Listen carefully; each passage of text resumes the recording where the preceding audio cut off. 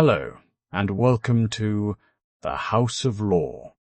Tonight, I want to guide you toward a place that feels simple and steady. A lookout set high in the mountains where the land opens like a slow breath. No hurry, no sharp edges, just space, distance, and quiet. As you settle in, you can support this gentle series in the easiest way by liking, subscribing, or sharing The House of Law with someone who could use a calm night. It helps me keep making these soft documentaries meant for rest. Now, let me take you there. I imagine the lookout first as a presence in the landscape, not a thing that dominates, but something that belongs. It sits on high ground, where the mountain has already done the work of lifting it. Above the nearest tree line, above the busiest sounds, it rests. From here, the view is open in a way that feels patient. The horizon does not rush towards you. It stays where it is, letting your mind stop measuring and comparing. The sky has room to stretch. The light has room to wander. The lookout stands where sight becomes a kind of listening. Below it, the land falls away in long, quiet lines. A ridge runs out like a slow arm, then fades into another ridge, then another. Valleys sit between them, holding shadow in the morning and holding cool air when the sun is high. In some places, you can see the shape of old water paths, pale and winding, as if drawn with a careful hand. The ridges feel like gentle walls, not to trap anything, but to cradle the distances. And the valleys feel like bowls, collecting the last traces of fog, collecting the scent of pine and stone. The lookout is placed where all of this can be noticed. Up on its high perch, there is a sense of steady distance. Things do not feel far in a lonely way.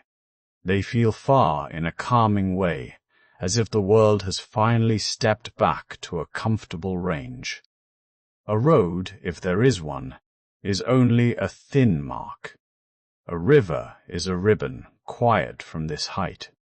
A meadow is a patch of soft color, like fabric laid out to dry. Even time seems to behave differently here. I think that is why lookouts were built on these heights, not only to watch, but to wait, to let the mind stay alert without becoming loud, to let the eyes scan without strain, and the mountain itself holds everything in place. The lookout sits where the wind has a clear path. It passes over saddles between peaks and slides along the ridges like water finding an easy route. When it reaches the high ground, it does not crash. It simply arrives and keeps going. If you stand there in your thoughts, you might notice how the air feels cleaner, not because it is trying to impress you, but because there is less in it, less dust, less heat, less noise. Just a simple coolness and the faint scent of sun-warmed wood. From this position, the surrounding world is arranged in layers. Nearest is the slope underfoot, rock, hardy grass, maybe a few twisted trees that have learned to grow low. Then come the ridges, darker with forest. Then the broader valleys, pale with haze. Then the far mountains, blue and softened, as if the distance has gently blurred them on purpose. Each layer is a reminder that you do not have to hold everything close. Some things can be set far away and still be real. The lookout remains still among these wide views. It does not chase anything. It simply stays where it was placed, on the high ground, with open sight lines, surrounded by ridges and valleys, keeping a calm relationship with distance. And as you listen, you can let your thoughts do the same, easing back from the foreground, settling into something quieter. I let my attention drift down from the high line of the hills and into the forest below. From up here, the tree cover looks like a soft blanket laid across the ground, not tucked tight, not pulled smooth, but resting in gentle folds. The canopy has its own quiet texture. Darker patches gather where evergreens stand close, and lighter patches open where birch and aspen catch more of the sky. Nothing is sharp. Even the edges blur a little at this distance, as if the land prefers to be seen in calm shapes. I notice how the forest does not press forward in one solid mass. It makes room for itself, leaving clearings here and there.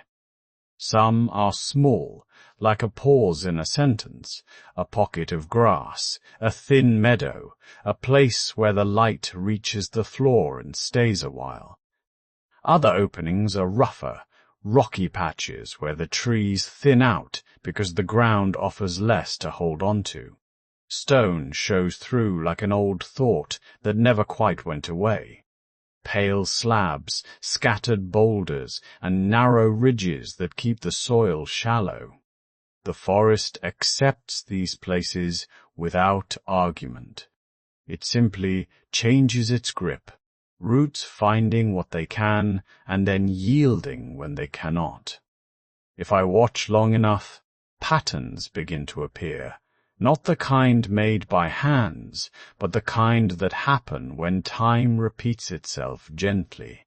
Trees gather along the damp lines where water once ran, or still runs, quietly, under ferns and moss.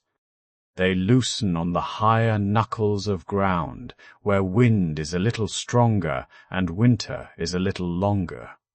In sheltered dips, the green is deeper, and the canopy closes like a careful lid.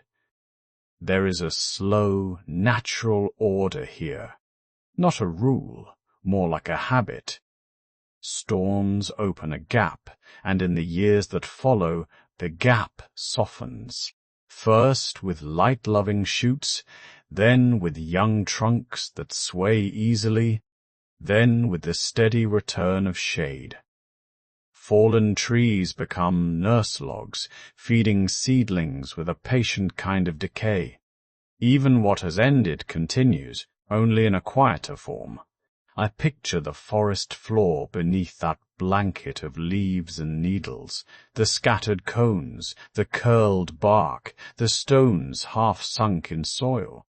Everything arranged without hurry. And as I keep looking, the land seems less like a place to cross and more like a pattern to rest with, a calm design that does not need to be solved. The forest sits below me now, not far and not unreachable, simply lower, quieter in its own way. I keep moving along a simple trail, a narrow line of earth that seems to know where it is going. It does not demand anything of me. It does not hurry me. It only offers itself, one soft step at a time. The ground is steady beneath my feet. Here and there old needles from pine and fir lie like a thin blanket, and the path presses them down in a gentle ribbon. Small stones rest in the dirt, rounded, patient and unmoving. I notice them without needing to think. The climb is gradual, almost shy.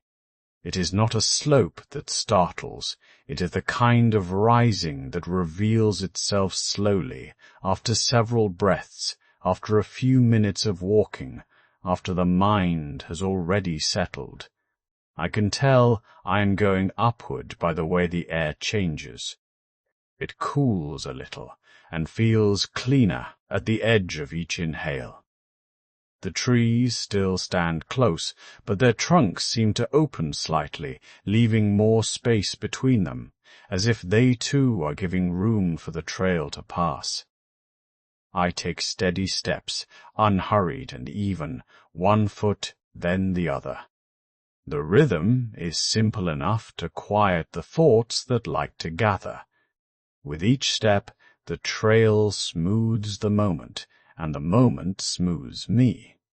Sometimes the path bends around a root or eases past a low rock. It never argues. It never forces a straight line.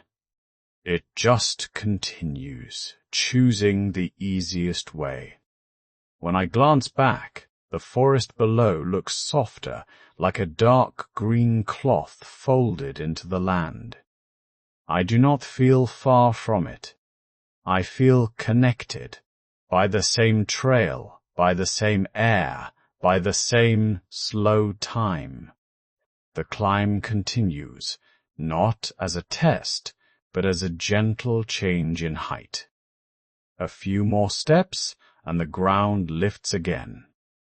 I let my shoulders rest. I let my jaw loosen. The trail does its quiet work, guiding me upward without asking for speed.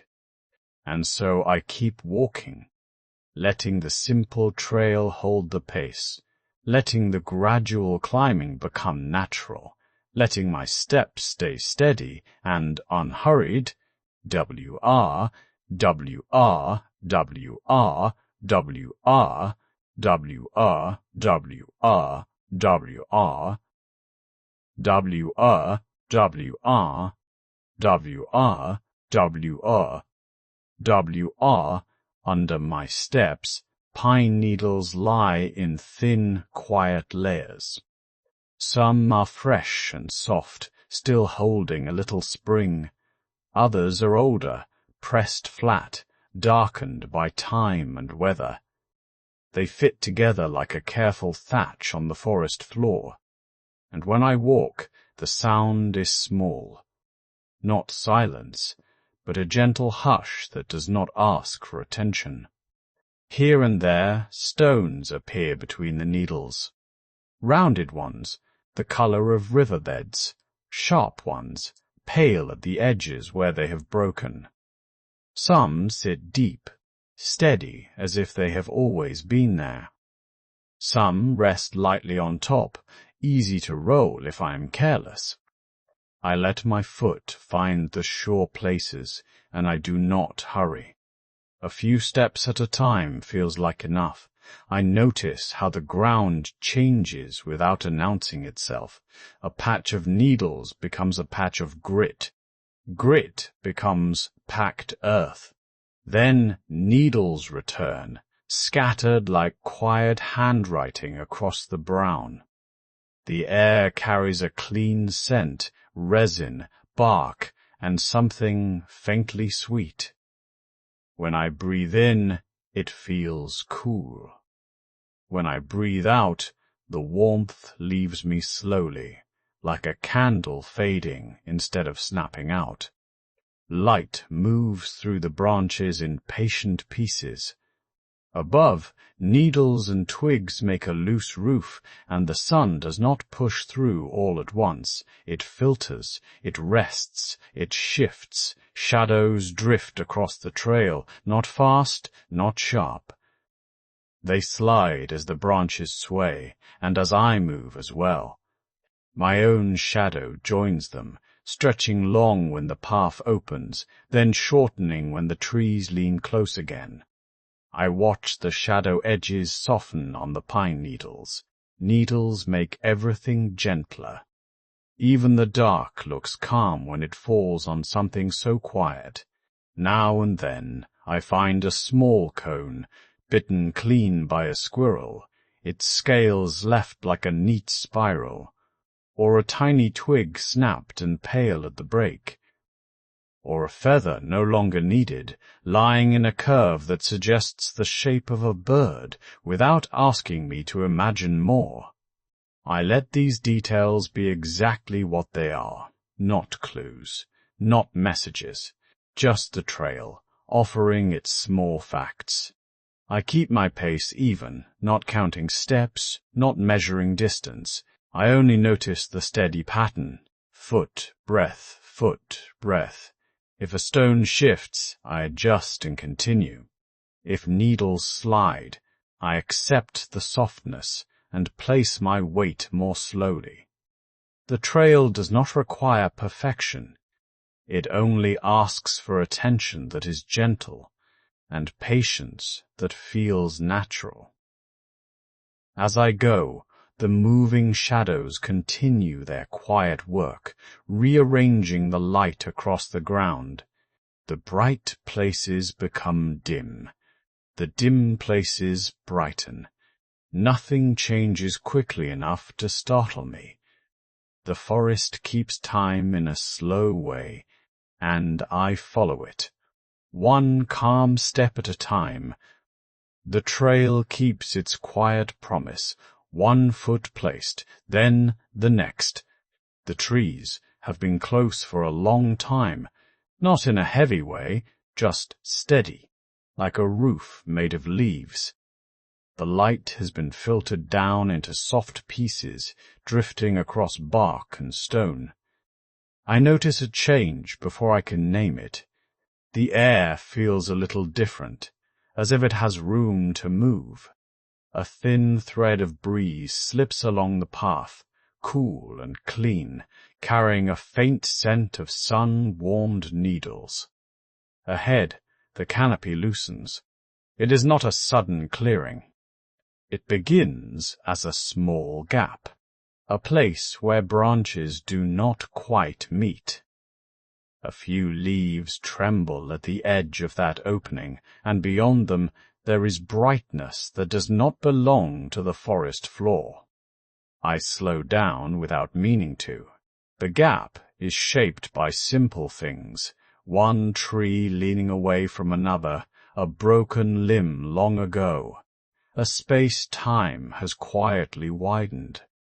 The trail seems to angle toward it, as if it has learned this route by listening.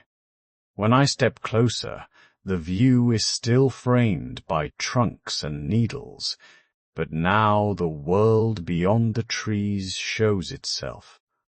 Distant hills, far off and calm, resting under a pale wash of sky. They are not sharp. They are softened by distance, by haze, by the gentle work of air between here and there. Their edges blur into one another, like folded cloth, like an old watercolor that has had time to settle. For a moment, I simply look. The forest behind me stays present. The close texture of bark, the small sounds, a quiet creak, a light tap of something falling onto dry leaves. But through this opening, there is a different kind of silence, wide and open, the kind that belongs to valleys and open slopes. I can see more sky ahead, not all of it, just enough to change the feeling of the walk. The light is brighter there, and it seems to arrive from higher up, not only through gaps, but from a broad space above the hills. The sense of direction becomes easier. In the trees, the path has been intimate, enclosed, guided by roots and stones and shade. Here, with that thin slice of distance, I can imagine how the land lies. I can picture the trail continuing, not as a tight corridor, but as a line moving toward openness. The sky in the gap is a quiet color, not demanding attention, just present. It makes the leaves around it look darker by contrast, and the trunks look steadier, like pillars holding up a roof that is beginning to lift. I take a slow breath. There is nothing I need to do with this view. I do not need to measure it, or name the hills, or guess how far they are. It is enough to let the sight rest in my mind, like a cool cloth laid gently across the forehead. The canopy will likely close again soon. The trail will return to its familiar shade. But for now, there is this window, a gap, a glimpse, and the calm feeling that more sky is waiting up ahead. Te. The path keeps its gentle climb, not steep, not urgent, just steady. I let my steps fall into a simple rhythm, heel, toe, heel, toe, heel, toe, and the quiet around me seems to widen with every few yards. Ahead, the ridgeline becomes clearer, and on it a small shape appears. At first it is only a suggestion, a dark mark against the softer sky. It could be a boulder, or a lone tree, or a trick of distance. But as I keep walking, the shape holds its place, and little by little it begins to look made, not grown. A structure, small and patient, sitting where the land reaches up and then rests. The air feels a touch more open here. I can sense the space beyond the slope even before I can fully see it. And that sense of openness makes my breathing easier, like the world has quietly stepped back to give me room. The shape on the ridge gains detail, edges that are too straight to be accidental, lines that meet in calm angles. A lookout or a shelter, something built to stand and to watch. As I draw closer, the materials begin to show themselves. Wood, weathered but steady, the kind that has learned the seasons and stopped arguing with them. And glass, set into frames that catch what light there is, not flashing, not sharp, just a soft catching, a gentle holding of brightness. Sometimes the glass reflects the pale sky, sometimes it mirrors the darker earth, and sometimes it simply looks clear, as if it is not there at all. The structure does not feel like a surprise. It feels like an answer. The path that had been wandering now seems to admit what it has been doing all along, guiding me here. Every bend, every gradual turn has been a quiet way of keeping the destination just out of reach until the moment I am ready to see it. Now I can. And with that my mind settles into a simpler shape, not searching, not measuring, just moving toward what is plainly ahead. A clear destination on a calm ridge made of wood and glass, catching light in small, careful ways. I keep walking, letting the last stretch be unhurried. The lookout comes into view, not all at once, but in simple pieces. First, I notice how it is reached. A short rise, a small climb, nothing that asks too much of the body. In places, it is a stair, a few steady steps set into the wood. In other places, it feels more like a ladder, close rungs, made for hands as much as feet. Either way, it is modest, and it suggests care. I take it slowly. I let each step become a small moment, heel, then toe, weight settling. The wood does not complain. It answers with a quiet firmness, a dry sound that stays close to the surface. At the top, there is a platform, and around it, a narrow walkway, not wide enough to hurry, not wide enough to forget where I am. It invites a calmer pace, a softer kind of attention. The walkway keeps close to the structure. a simple line of boards laid lengthwise, edges meeting neatly. I can see the grain, pale and patient, like a map of time.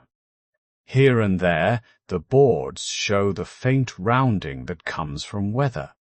Not damage, just smoothing.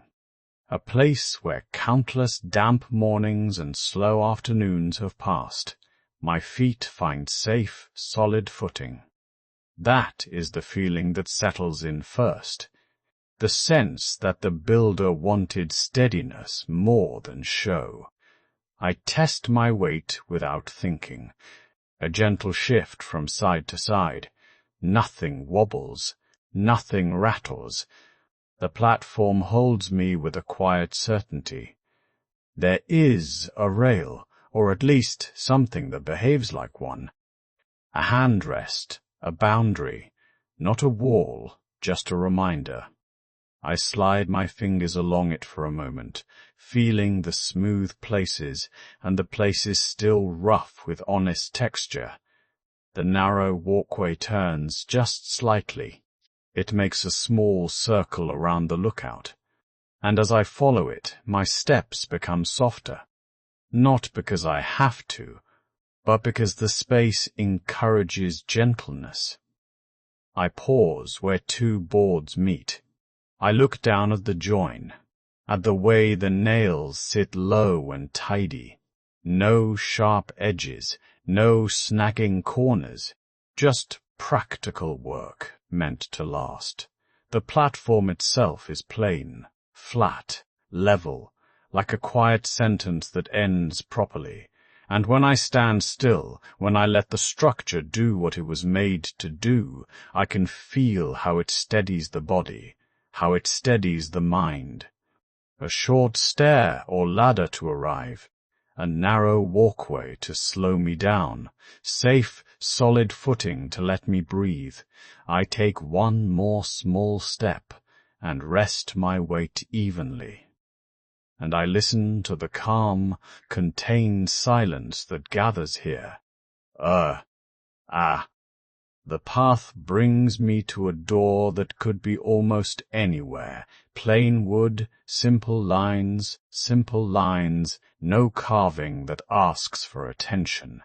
I stand close enough to see the small things, the gentle unevenness in the grain, the way time has softened the corners. The handle is ordinary, the kind your hand understands without thinking.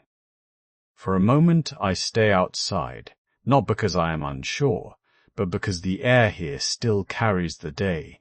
It has the faintest edge of distance, of open space, of wind that has room to move.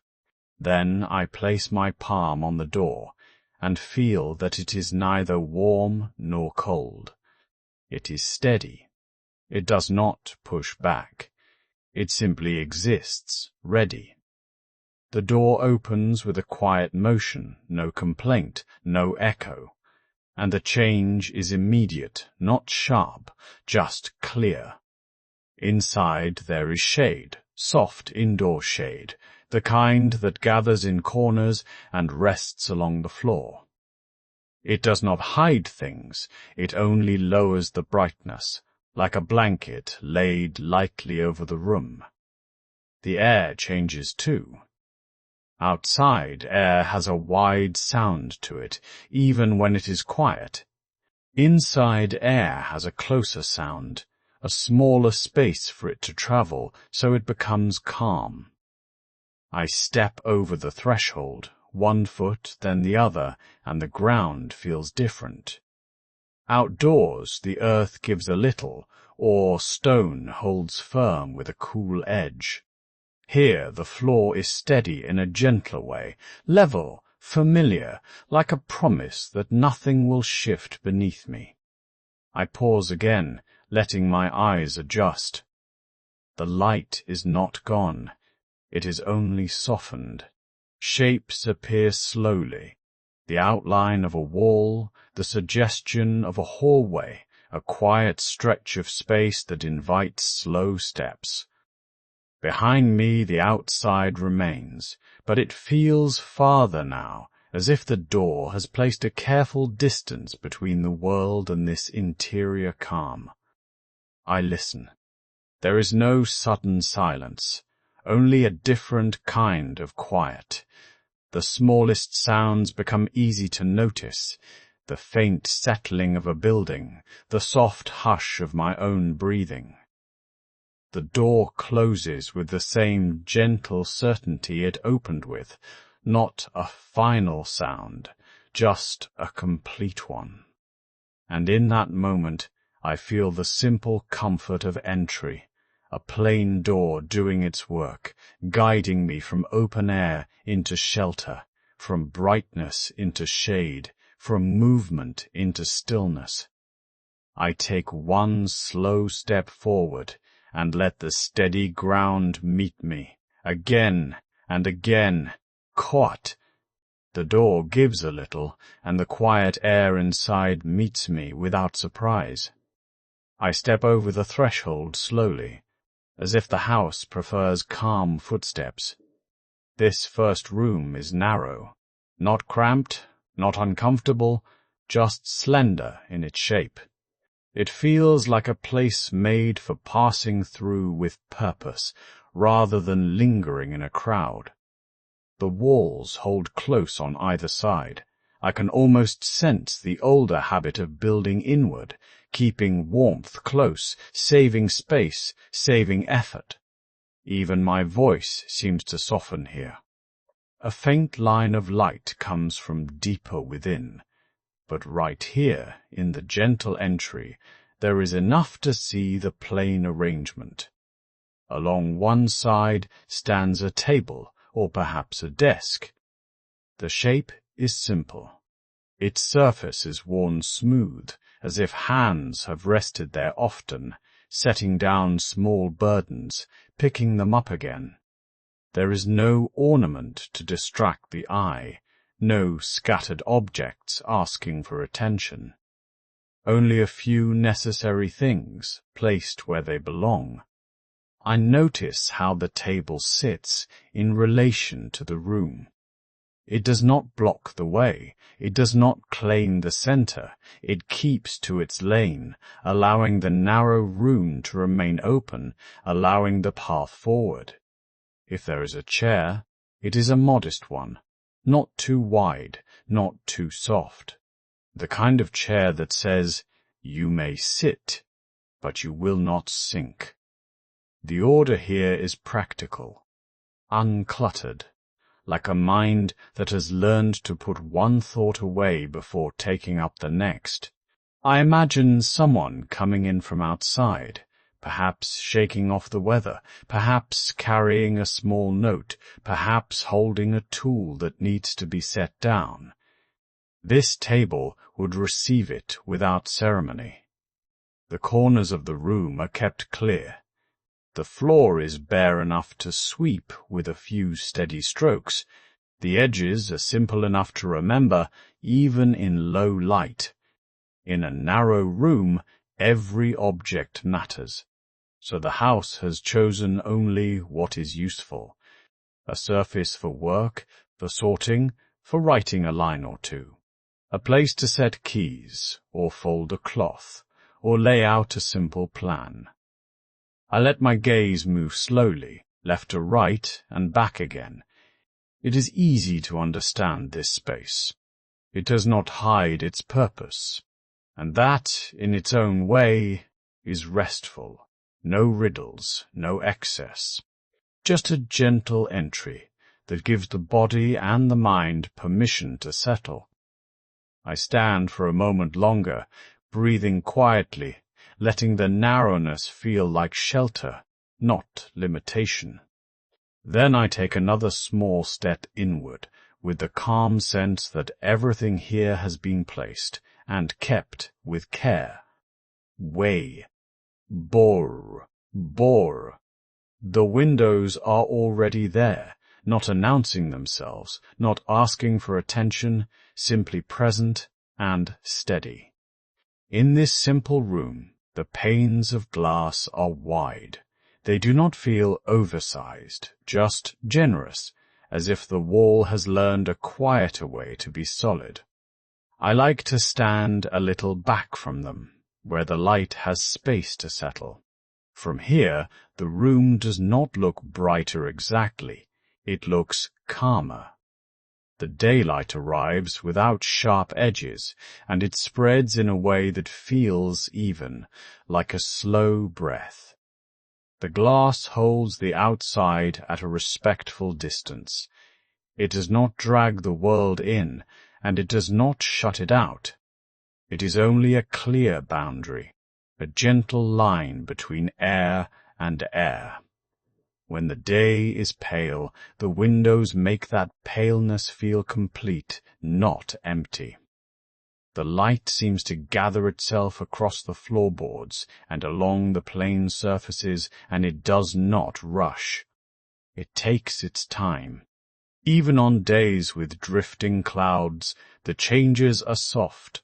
The brightness lifts, then lowers, and the room accepts it without complaint. Shadows do not snap into place, they glide. Corners stay kind. I notice how the wide panes make small things feel unhurried. A simple chair looks more at ease.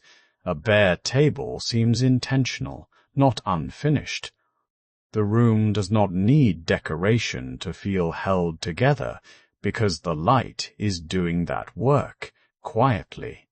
Sometimes I focus on the way daylight meets the window frame. There is a thin edge of contrast, a modest outline, and then everything goes gentle again. Nothing is harsh. Nothing is glittering. The openness the windows bring is not the kind that asks you to think big thoughts. It is the calm openness of having room to rest your attention, room to let your eyes drift and return. If I look through the glass, I can see the outside in simple layers, sky, distance, whatever happens to be there. But inside the room, I feel no pull to go anywhere. The wide panes offer view, and also permission to stay. This is what the windows give, again and again, an even daylight, a soft spread of clarity, and a steady sense that the room is larger than its measurements. And in that gentle openness, it becomes easy to loosen your shoulders and let the light do what it has always done, too. The room holds its quiet, and the windows hold their light. I stand near the glass, close enough to feel the cooler air that gathers there, close enough to notice small things. A faint ripple in the pane. The softened edge of my reflection. The way the world outside seems calmer when it is framed. There is a wide view in all directions here, but it is not the kind that rushes at me. It waits. I begin by facing one window. Then, slowly, I turn to the next. Turning from one side to another is like reading a long sentence with gentle commas, not hurrying to the end. I let my shoulders follow my head. I let my eyes follow my shoulders, and I give each direction the same unhurried attention. The house does not insist on a single best angle. Each window offers a different portion of the same quiet world, as if the night has been divided into careful pages. Out there, distant landmarks sit in their familiar places. A water tower that looks pale in the low light, a line of trees that makes a darker band against the sky, a church steeple that is only an idea at this distance, a bridge that seems to float above its own shadow. I do not need to name them all. I only need to notice that they are steady, that they have not wandered. Landmarks are comforting in a simple way. They do not ask for anything. They simply remain, and because they remain, my thoughts can settle. Between one landmark and another, there are spaces. Long, quiet stretches where nothing is marked. Fields, rooftops, a road that turns away and disappears, and the slow spread of night air holding everything in the same gentle temperature. And above it all, the horizon line. It is not sharp. It is not drawn in ink. It is a gradual meeting, where the land stops rising and the sky begins to deepen. The horizon does not need to be perfect to be calming. It only needs to be there, a steady reference. I let my eyes rest on it, and I breathe in, then out. In this kind of viewing, I do not scan for change. I do not search for movement. I simply let the distance be distant and let the closeness of the room be close. Sometimes a small light appears far away, a porch lamp, a window in a distant building, a single passing car. Even that feels slow at this range. The light slides along its path, and then it is gone. I turn again, gradually, returning to the next window. The glass makes the outside slightly quieter, as if sound becomes softer when it meets the pane. The view feels like a thought that has been smoothed. I can look without effort, and when I stop looking, the view does not pull at me. It stays where it is. I find the horizon once more, that calm line that helps everything feel level, and I stay there, just long enough for my mind to follow its steadiness. Key. I keep my place in the high room, not as a guard with a tight jaw, but as a steady witness. The lookout is not only a person, it is a practice, a quiet purpose that asks for patience and offers calm in return. From here, distance becomes a kind of companion. The far hills soften at their edges. The road unspools until it is only a pale thought. And the fields, when the light is low, look like folded cloth. I do not search for trouble. I simply watch for changes. Some changes arrive with shape. A cart that was not there before, a small moving line that might be travelers, a cluster of birds lifting at once. Other changes arrive with the absence of shape. A space where brightness used to be. A corner of the horizon that turns dull. A familiar ridge that loses its clear outline. I let my eyes move slowly in a wide, unhurried circle. Not darting, not gripping, just returning again and again from left to right and back. The mind can learn this rhythm. It can stop trying to leap ahead. It can settle into the present moment, where the only task is to notice. Weather speaks softly, long before it reaches the house. A thin veil of haze can drift in, so light that it seems like nothing, until I realize the farthest trees no longer look sharp. Sometimes the sky brightens in one place, as if a window has opened behind the clouds. Sometimes it darkens, without warning, yet without threat. Just a slow rearranging. I watch the way shadows behave. If they harden, the air is clearing. If they soften, the air is filling with moisture. Wind shows itself too, not by sound alone, but by movement. A field that ripples, a branch that keeps the same gentle bend, a flag that cannot decide if it should lift or sleep. Even haze has a character. There is the dry haze that turns the distance pale and chalky. and the wet haze that makes everything look slightly nearer, slightly heavier. I do not name these things to control them. I name them so I can let them pass through my awareness, like quiet notes in the background. Staying attentive does not require tension. It is not the same as bracing. I rest my hands. I relax my jaw. I breathe in a way that does not hurry. Attention can be soft. It can be broad. It can include the sky, and also include the feeling of standing here, the steady floor beneath me, the coolness of the stone, the faint warmth where a lamp has been burning. When something changes, I do not rush to conclusions.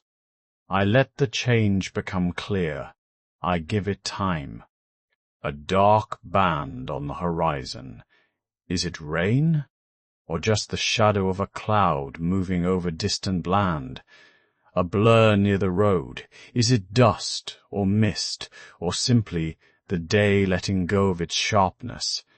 This is the lookout's quiet purpose: to notice without fear, to recognize patterns without forcing meaning, to remain calm so the world can be seen as it is. And as I keep watching, a gentle steadiness begins to spread inward. It is the kind of calm that comes from doing one simple thing, carefully, slowly, well. The circle of sky continues. Cloud and light, haze and clarity, always changing, never in a hurry. I stay with it, and I let the horizon teach me how to be present, how to be patient, how to keep a quiet watch without ever losing my rest. Ah! My light moved slowly across the room, and I began to notice how many small, useful things had been gathered here. Not displayed like trophies, not arranged to impress, just kept close, as if the house understood that calm depends on preparation. On a wide table near the wall, maps lay in a neat stack. Some were folded with care, others were spread open, held down at the corners by smooth stones that looked as if they had come from a riverbed. I leaned in and saw penciled lines, roots traced lightly, then erased, then traced again. Small notes sat in the margins, short sentences, simple reminders. Footpath washed out after spring, gate sticks in cold weather. Good shade at noon. The handwriting was steady, not rushed, not trying to sound clever, only trying to be clear. Beside the maps were a few notebooks, thin, practical ones with worn covers, pages filled with lists and sketches, a drawing of a roof angle, a count of nails, a note about which cupboard held candles and which shelf held matches. I realized that these notes were not a story meant to entertain. They were a story meant to help. Nearby, on a lower shelf, sat a simple radio. The kind with a plain dial and a short antenna.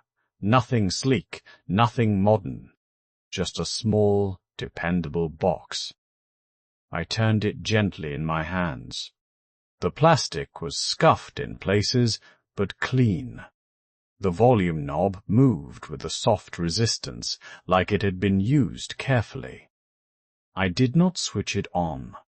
Even without sound, it seemed to have a purpose, a quiet reassurance that if the world grew uncertain, there would be a way to listen, a way to learn the weather, a way to hear a calm voice in the distance. I set it back exactly where it had been, and let my attention drift onward. A clock sat on the mantel, not grand, not ornate. Its face was clear, the numbers easy to read. The hands moved with a steady patience. I listened for a moment, and heard the faintest tick. Not loud, not demanding, just a small, regular marker of time passing. In a house like this, time did not feel like a pressure. It felt like a companion. Under the mantel, basic supplies were stored in shallow drawers. I opened one, slowly. Inside were candles wrapped in paper, a small tin of matches, a spool of twine, and a few pencils sharpened to neat points. Another drawer held bandages, a bottle of antiseptic, a simple thermometer, and a plain bar of soap. There was a calm order to it all. Not the sharp order of fear, but the gentle order of someone who liked to be ready. I closed the drawers softly and let the room settle again. Maps to guide the feet, notes to guide the hands, a radio to guide the ear, a clock to guide the hours. Nothing here was complicated. And somehow, that simplicity made the house feel even safer, like a place built around a calm purpose. I stood for a while without moving, letting the quiet do its work. The house has its own kind of schedule, not written on a wall, not announced by bells, but felt in the way the light moves across familiar surfaces. In quiet work, I have learned to keep a few small tools close, a pencil that does not scratch too loudly, a small notebook that opens without a creak, and a simple watch whose face I can read without leaning too close. I begin with a regular check of the view, the same few windows in the same gentle order. First, the window that looks toward the long path, where hedges make a soft line and the ground changes color when the weather shifts. Then, the higher pane that catches the sky, where clouds move slowly, like thoughts that do not need to be finished. And finally, the small kitchen window, where the garden sits nearer, and even in stillness there is some slight change to notice. I do not search for news. I only confirm the ordinary. The path is clear, the branches are calm, the day has its shape. After that, I keep simple records, not for ambition and not for proof, but for steadiness. A date written plainly, a line for the weather, clear, overcast, rain in the night, a short note on what I tended, a lamp trimmed, a hinge quieted, a kettle rinsed and set back. Sometimes I add what I heard, a distant cart, a bird calling once, the soft settling sound a house makes when it cools. The page does not need to be filled, it only needs to be touched, so the day feels acknowledged. When the record is done, I close the book with care and let my hands rest. Between tasks, I take calm pauses, not as a reward, and not as delay, but as part of the rhythm itself. I stand by the table and breathe in a way that does not hurry. I let my eyes settle on something simple, the grain of wood, the curve of a cup, the line of a folded cloth.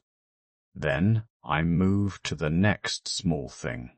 If there is a shelf to straighten, I straighten only one section, slow and easy, leaving the rest for later.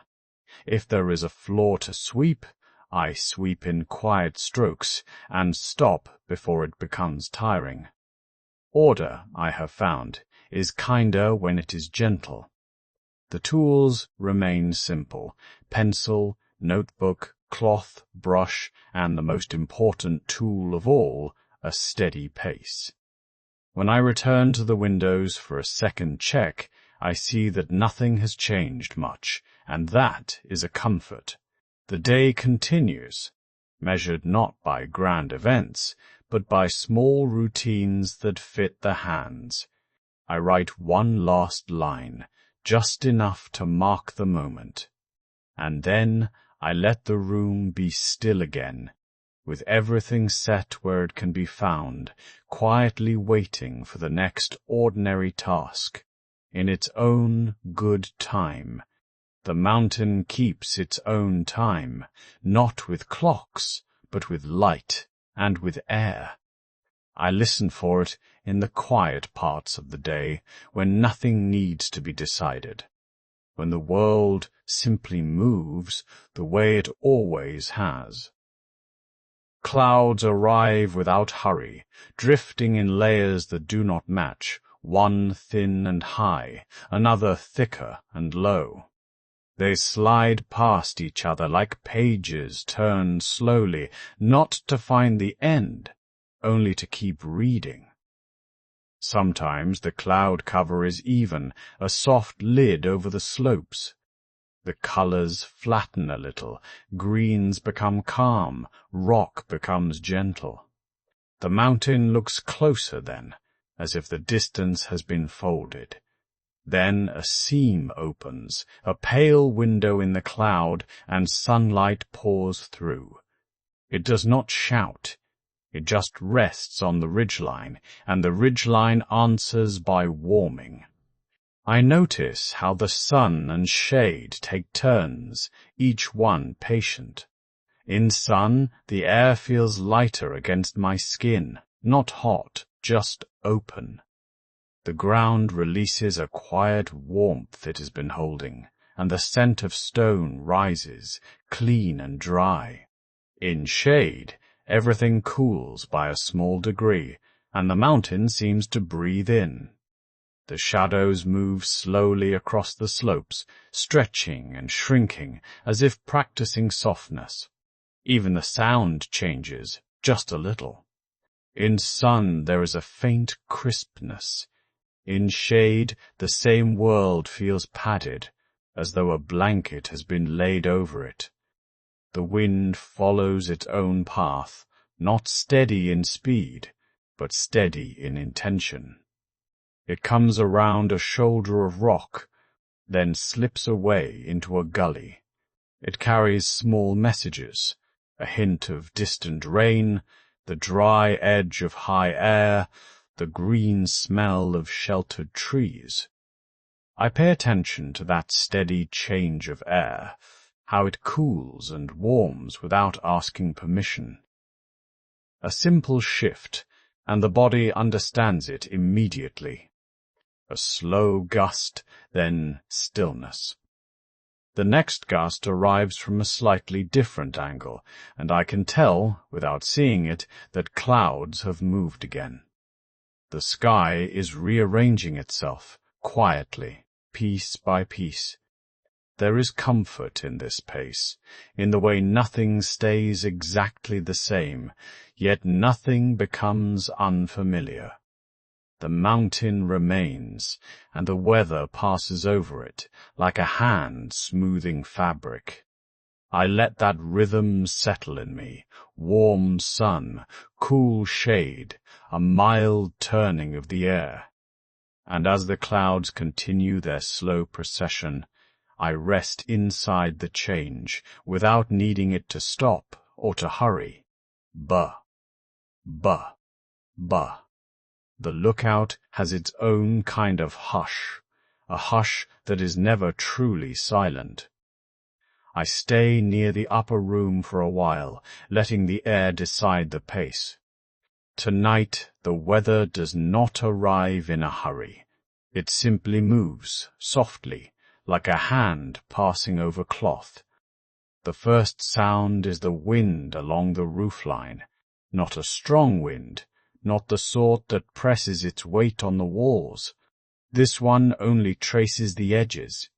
It follows the ridge of shingles, then slips down the eaves, then rises again.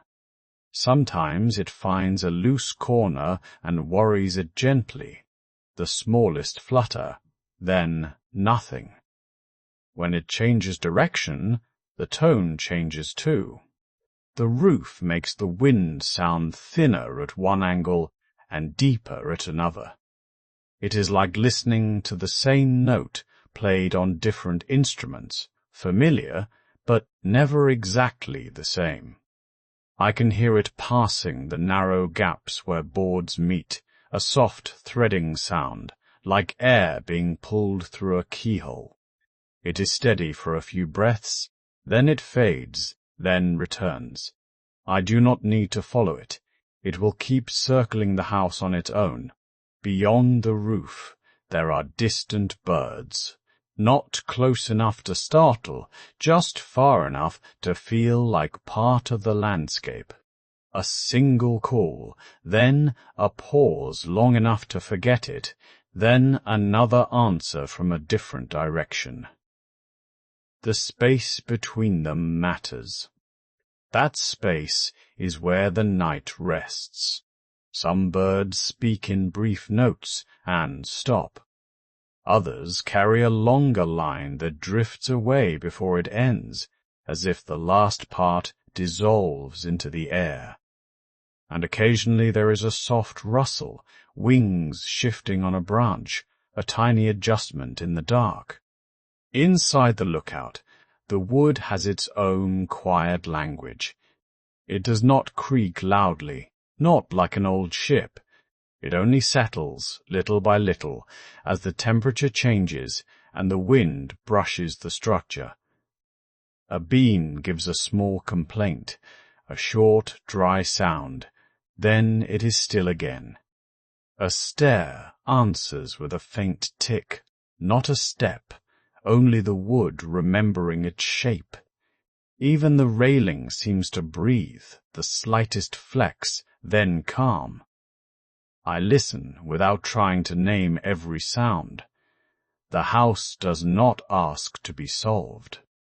It only asks to be noticed, gently, as if attention itself is a kind of warmth.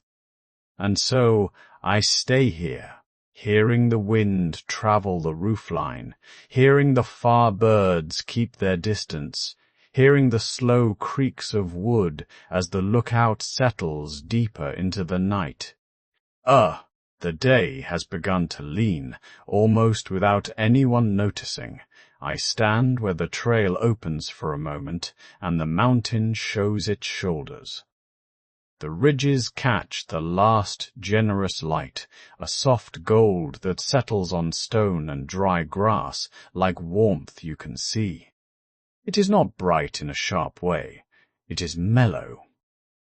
The kind of light that makes every edge feel rounded, every line a little kinder. Along the highest lip of the slope, the rock looks older and calmer, and the scattered pines hold still, letting the sun comb through their needles. Far below, the forest begins to darken, not suddenly, just a slow deepening. The shadows stretch out from each trunk, long and thin at first, then wider, until they begin to overlap. It is like watching ink dilute in water, the way one shade becomes many. I notice small mountain sounds more clearly at this hour. A faint click of pebbles when I shift my weight, the dry whisper of grass heads brushing each other, the soft tap of a cone against bark, dropped by a patient breeze. Even the air seems to move with care, sliding down the slope in a cooler layer.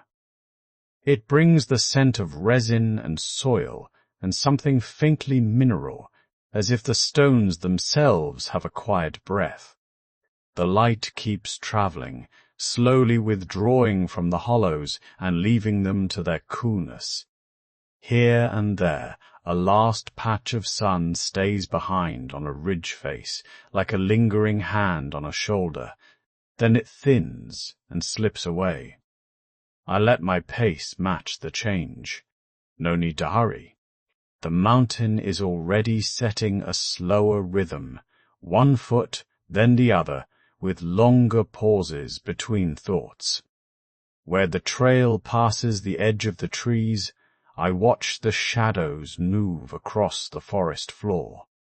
Ferns that were bright become muted, needles that were green become almost blue. The spaces between branches fill with dusk-colored air, and the bright sky above the canopy feels farther away. A small bird calls once, then stops. Somewhere, a stream continues its steady work, not loud, just constant, and in the spaces between these sounds there is the gentle weight of the coming evening, a quiet that does not demand anything. I breathe in, and the breath feels slower too. The ribs lift, then settle. The body understands this hour, even if the mind tries to keep counting and naming. On the ridgeline, the last gold fades toward honey, then toward pale straw. Shadows lengthen again, reaching across the path, across my boots, across the low stones. The mountain stretches out its long sleeves of shade, and everything cools by a degree. I keep walking, easy and unforced, letting the late light do what it always does, letting it pass, letting it soften, letting it dim, tie.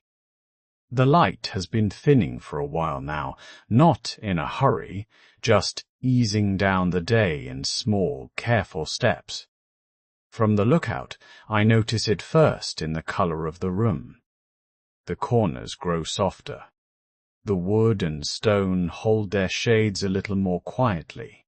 Even the air inside feels different, as if it has decided to speak less. The windows show the change most clearly. Beyond the glass, the sky is no longer bright enough to call attention to itself. It has turned deeper, a cooler blue that gathers along the horizon and then climbs slowly toward the higher dark. The last pale streaks linger where the sun used to be, thin and smooth like chalk dust on slate. I stand near the window for a moment and let my eyes rest. The glass is cool when I touch it. Not cold, just honest about the hour. And when I breathe out, the warmth of my breath seems like a small, private thing, a little lantern. I do not have to show anyone. Outside, the air at dusk comes through the smallest places it can find. It slips along frames and seams, and it carries the scent of dry grass, distant soil, and the clean mineral note of rock. The kind of air that feels as if it has traveled a long way and has nothing to prove. I pull my shoulders a little closer without thinking. Not from fear, just from the simple wisdom of a body that knows evening. The warmth of the day is releasing its hold, and the cool is returning to its familiar place. The lookout itself seems made for this hour. It is not a fortress, not a barricade. It is a quiet structure that simply stays where it is. Its walls do their work without announcing it. The roof does not boast. The windows do not demand a view. They offer one. I listen. There are fewer sounds now, and the ones that remain feel gentler. A faint settling in the timbers, a soft tick from something cooling. Far away, a single bird calls and then stops, as if it has said all it needed to say. The darker sky through the windows does not feel like a closing door. It feels like a blanket being drawn up, carefully, leaving room to breathe. The shapes outside become simpler. Hills and trees turn into calm silhouettes. The distance grows less detailed, and that, somehow, is restful. I walk a slow line across the room. My steps are quiet on the floor, and I notice how the space holds them. The lookout holds sound the way it holds warmth, not trapped, just kept from wandering too far. There is a sense of protection here that does not depend on tension. It is the kind that comes from good placement and patient care, from beams set true, from stones fitted with attention, from someone, long ago, deciding that this place should be steady, especially when the light begins to leave. I pause by the window again. The sky has darkened another shade, while I was not watching it directly, which is the way night prefers to arrive. Quietly, steadily, without demanding to be noticed, I let my gaze soften. If there are clouds, they are thin and far off, barely a suggestion. If there are stars, they are not ready yet, but I can feel the space that will hold them. The cool air at dusk continues to gather, and with it comes a gentle clarity. The day feels complete. Not celebrated, not judged, simply finished. Inside, the lookout remains calm. It feels like being held without being restricted, like having a door that closes because it should, and opens because it can.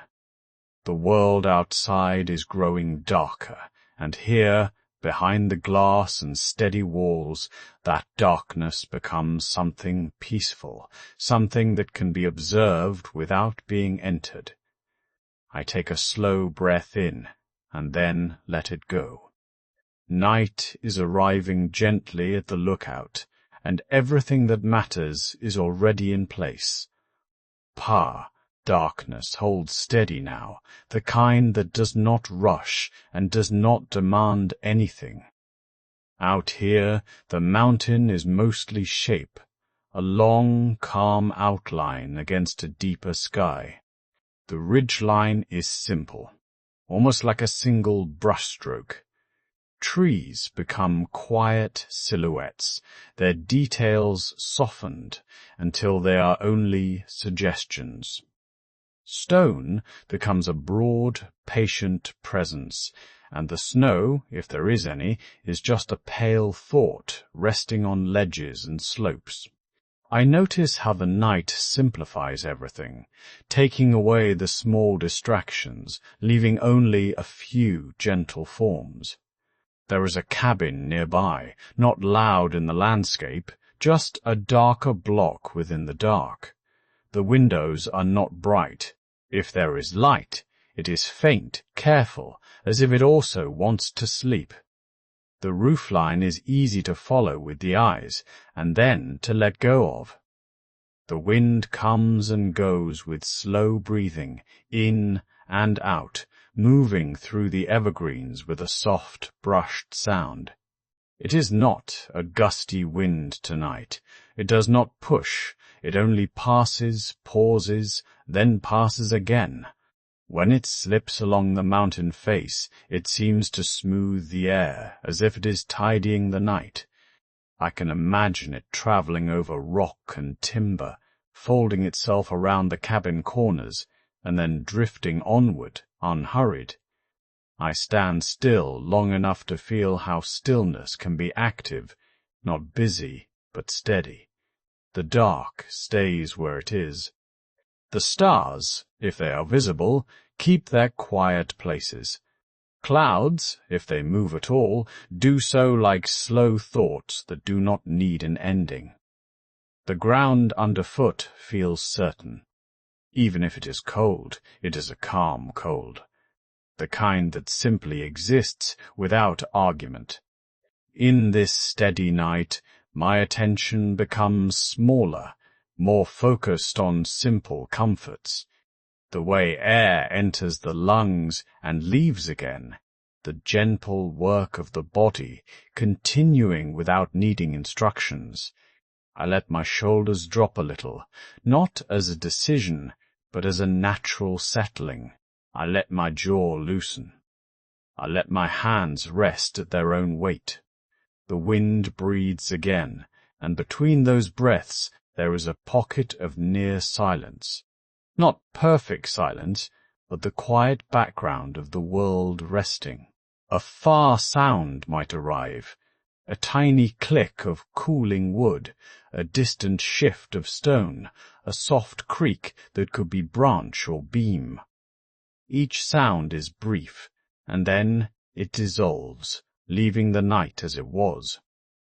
This is how the mountain teaches rest, not by telling, but by demonstrating. It holds its shape. It keeps its pace. It does not hurry toward morning. I take a slow breath, and I imagine the darkness as something gentle, like a blanket laid over the slopes. It is not heavy. It is simply complete.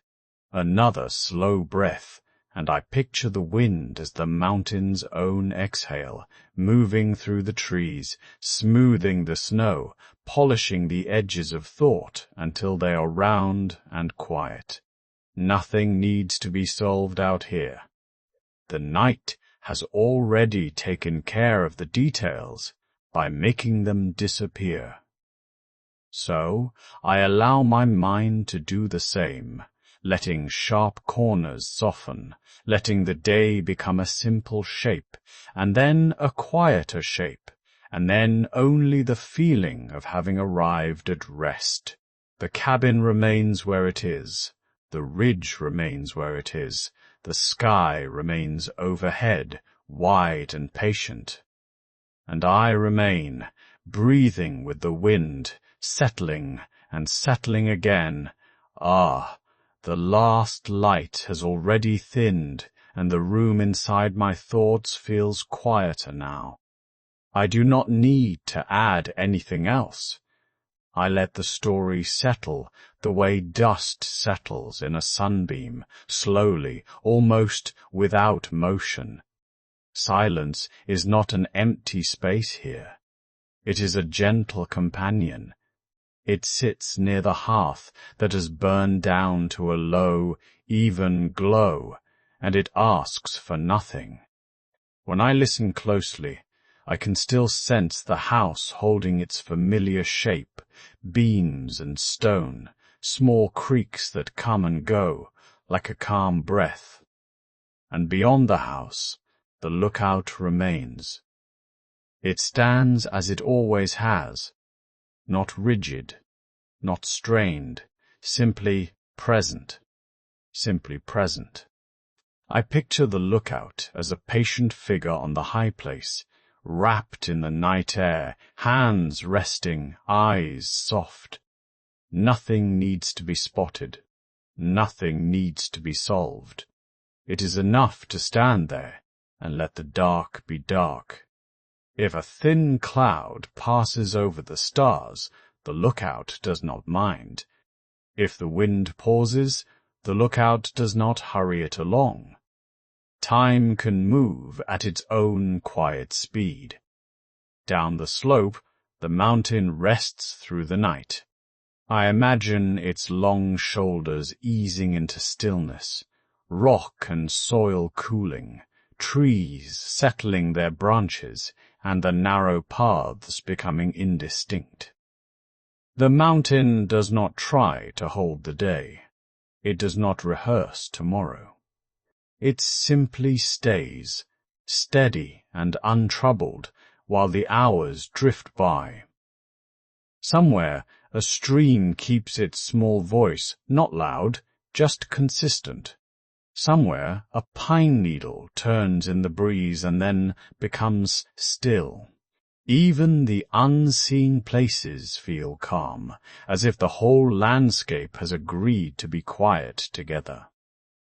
I let that quiet spread, not only across the mountain, but across me. I loosen my thoughts one by one, not pushing them away, only letting them pass without needing to follow. A thought arrives, then fades. Another comes, then softens into the dark. Silence stays with me, like a warm blanket that does not weigh me down. In this calm I can rest. The lookout stands patiently. The mountain rests. And I allow myself to do the same, with nothing left to carry and nowhere else to go.